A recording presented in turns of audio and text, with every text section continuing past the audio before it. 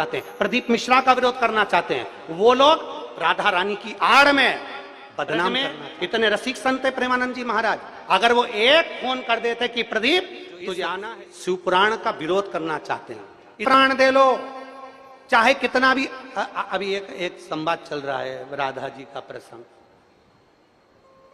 इसका प्रमाण हम पहले दे चुके हैं, पर जिसकी दृष्टि में सियोर वाला महाराज गलत है तो वो जिंदगी भर कितना भी प्रमाण दे ले। जैसे माता जानकी प्रमाण दे देकर आखिरी में जमीन में चली गई, पर उसकी किसी ने नहीं मानी। ऐसा चाहते हैं दुनिया के लोग कि तुम प्रमाण देते रहो, देते रहो, देते रहो। क्या प्रमाण दें, क्या प्रमाण चाहिए? इस व्यासपीठ से मेरी मां ने सौगंध खाकर बिठाया था कि प्रमाण इस व्यासपीठ से वो शब्द बोलना जो हमारे शास्त्रों में है।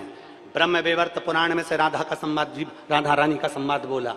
इसके बाद राधा रहस्य में से राधा जी का संवाद बोला। गौड़िया संप्रदाय की काली पीठ से निकलने वाली पुस्तक में राधा जी का संवाद लिखा है जो हमने बोला। और प्रसन्नता ब्रज 84 कोस में अनय घोष का मंदिर है, वहां जाकर दर्शन करो जावड़ गांव में, उसका प्रसंग कहा। उसके बाद कितना प्रमाण चाहिए तुमको? और बात है राधा रानी की, वो तो मेरी मां है। मैंने इस व्यासपीठ पर बैठने से पहले बाल्यावस्था में 1999 में जब पहली कथा चालू करी थी, तब हमारे पास धन नहीं था।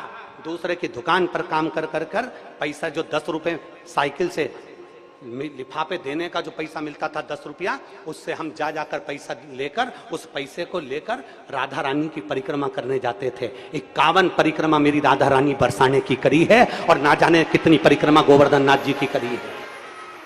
वो तो मेरी माँ है, उसके चरणों में तो मेरा शीश जिंदगी भर पड़ा रहे। और जिस दिन मेरी राधा रानी मुझे मेरे चरणों का दास बन जा, यहां बैठकर मेरे दरवाजे की चाकरी करना, झाड़ू लगाना, तो झाड़ू लगाने के लिए तैयार हूं। व्यासपीठ छोड़कर मेरी राधा रानी के चरणों में बैठ जाऊंगा। और माफी की बात करते हो, इस राधा रानी के चरणों में तो मेरी पूरी जिंदगी, मेरा खानदान और मेरा कुटुंब पड़ा है।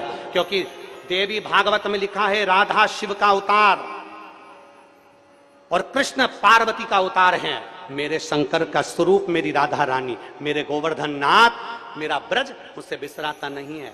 भोले भाले ब्रज में रहने वाले ब्रजवासी इतने भोले हैं, जैसे भगवान कृष्ण के समय पर धेनु में, गायों में धेनु का सुर घुस गया था। और धेनु का सुर घुस गया, पूरी गायों को परेशान कर कर, उनको भ्रमित कर कर, तब भगवान कृष्ण पहचान गए थे कि धेनु का सुर है। कई ऐसे इन ब्रजवासियों को भ्रमित कर रहे हैं, क्योंकि ब्रजवासी बड़ा भोला होता है, बड़ा सहज होता है। हमने हमारी जिंदगी की जितनी परिक्रमा करी गोवर्धन नाथ जी की, उस परिक्रमा में 1 रुपया भी हमने कभी ब्रज के अंदर पैसा खर्च कर कर नहीं। हमने नियम लिया था कि ब्रज में जितनी परिक्रमा करेंगे ब्रजवासी से मांग कर करेंगे। मेरे गोवर्धन नाथ जी की परिक्रमा में जितने ब्रजवासी रहते हैं, सब पहचानते हैं सियोर वाले को, कि बचपन से परिक्रमा करता है। जब चड्डी पहनता था हाफ, उस समय से परिक्रमा करता था, और ब्रजवासियों से 2 रोटी मांगकर खा लेता था। मेरे ब्रजवासी इतने भोले होते थे कि बिठाकर छाछ भी पिलाते थे। आज उन ब्रजवासियों में कुछ लोग ऐसे घुस गए हैं, इस व्यासपीठ का विरोध करना चाहते हैं, प्रदीप मिश्रा का विरोध, और ब्रजवासी इतना भोला है कि वो समझ नहीं पा रहा।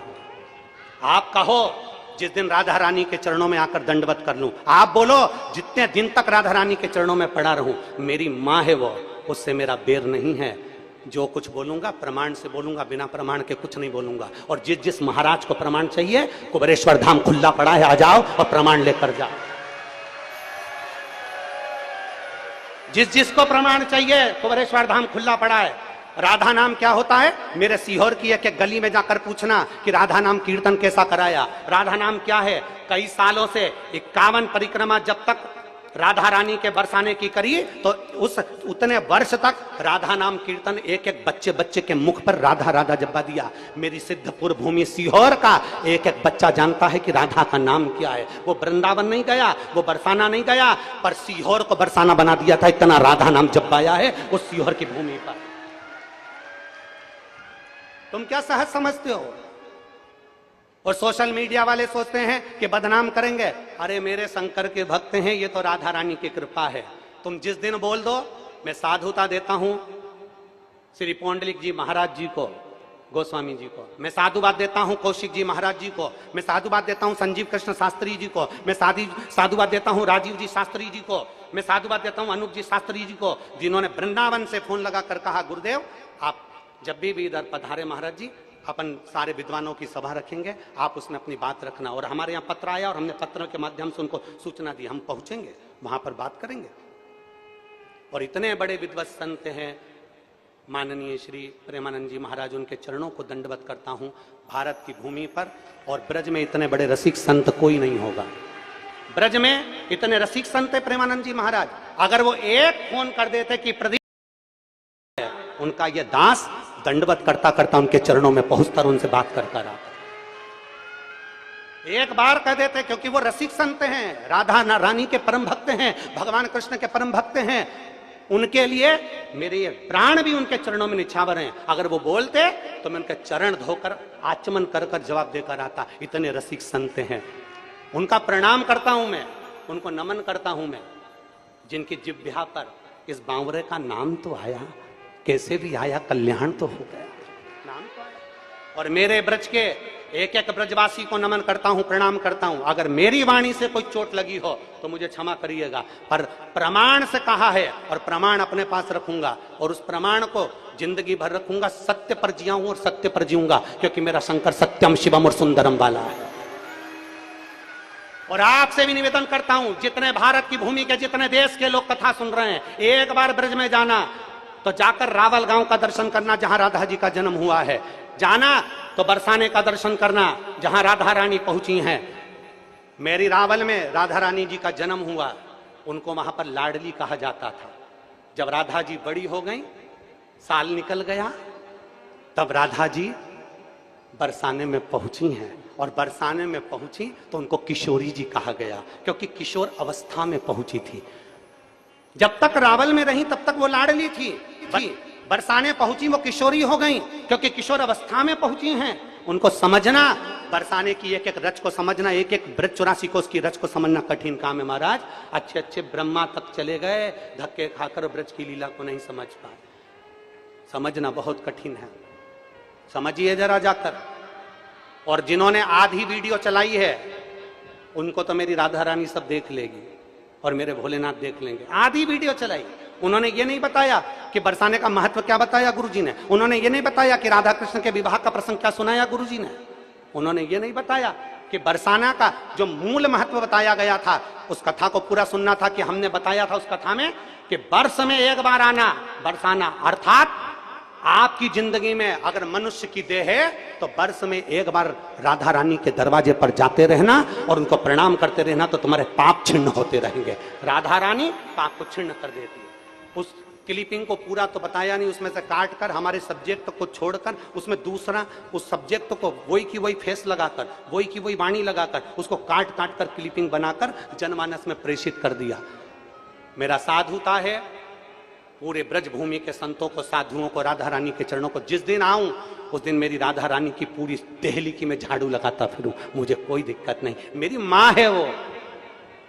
पर जो गलत राधा रानी के पर्दे की आड़ में जो शिव महापुराण को लांछन लगा रहे हैं, राधा रानी की पर्दे की आड़ में जो विद्रोही, जो विधर्मी, जो सनातन धर्म को अच्छा नहीं देख सकते, वो इस पर्दे की आड़ में ना जाने क्यों बदनाम करने में लगे हैं। इन्होंने कईयों को बदनाम किया तो हमको भी करें भी कर रहेंगे नहीं। नामदेव, तुकाराम, रामकृष्ण, मीरा, कर्मा जैसे को नहीं छोड़ा तो हमें कौन छोड़ने वाला।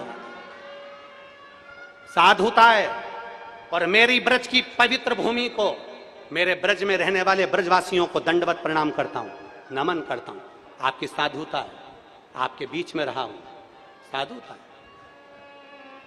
और यदि एक शब्द के लिए अगर एक पत्र भेज देते सीहोर वाले महाराज के पास में, कुबरेश्वर धाम का पता सबको मालूम, एक पत्र भेजते, ये पत्र भी आते हैं, वो पत्र भी मैं पढ़ता और मेरे को आज्ञा होती मैं ब्रज में जाकर तुरंत उस बात का जवाब देता कि ब्रह्म वैवर्त पुराण के 174 नंबर पेज पर ये सब बातें लिखी हुई हैं।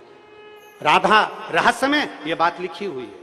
मैं कहता गौड़िया संप्रदाय के काली पीठ से निकलने वाली पुस्तक में ये बात लिखी। और ये भी नहीं मानना तो ब्रज की जावट गांव जाइए, जहां पर राधा जी का पूरा आनंदमय सुख आपको मालूम पड़ जाएगा कि विवाह का प्रसंग कहां है। हम भी मानते हैं, मां है हमारी, और मेरी मां कभी बुरा नहीं करती है। बोल राधा रानी सरकार की जय जय श्री राधा। वो जानती है, समझना मुश्किल। सोच बड़े आदमी बनना सरल है, बड़े सिंहासन पर बैठना सरल है, बड़ी जगह पर बैठना सरल है, पर बड़ी सोच रखना बहुत कठिन है महाराज, बहुत कठिन।